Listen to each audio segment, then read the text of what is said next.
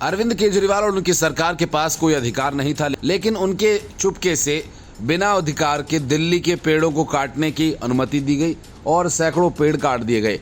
अब तक ridge area में पेड़ों पर कटाई को लेकर एलजी और डीडीए पर आरोप लगा रही आम आदमी पार्टी की सरकार के झूठ पर सुप्रीम कोर्ट ने ही पर्दा उठा दिया और दिल्ली सरकार ने अपनी नाराजगी जाहिर की। अदालत ने कहा कि दिल्ली सरकार ने पर्यावरण को बचाने के लिए संवेदनशीलता नहीं दिखाई। सुप्रीम कोर्ट ने कहा कि दिल्ली सरकार ने साउथर्न रिज रिजर्व फॉरेस्ट इलाके के 422 पेड़ों को काटने की अनुमति डीडीए को दी।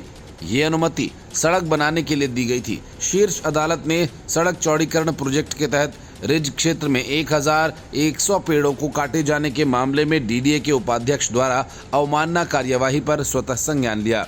जस्टिस अभय एस ओका और उज्जवल भूयान की बेंच ने अदालत में सुनवाई की।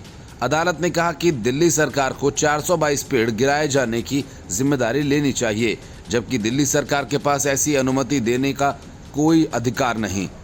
अदालत ने यह भी कहा कि रिज इलाके के पेड़ों के अलावा सरकार ने रिज क्षेत्र के बाहर के पेड़ों को भी बिना अनुमति काटने और गिराए जाने की आज्ञा दी है।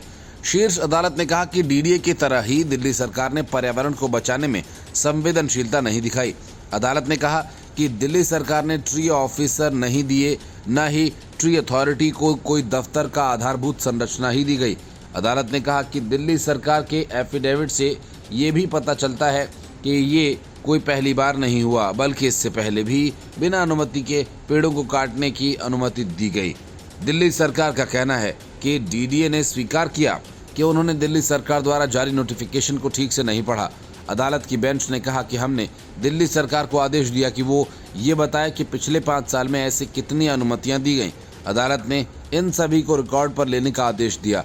अदालत में दिल्ली सरकार की तरफ से मौजूद वरिष्ठ वकील आदित्य सोंधी ने अदालत को सुनिश्चित किया कि 6 हफ्तों के अंदर दफ्तर के लिए आधारभूत संरचना, स्टाफ और ज़रूरी हार्डवेयर और सॉफ्टवेयर ट्री अथॉरिटी और अफसर को उपलब्ध करवा दिए जाएंगे।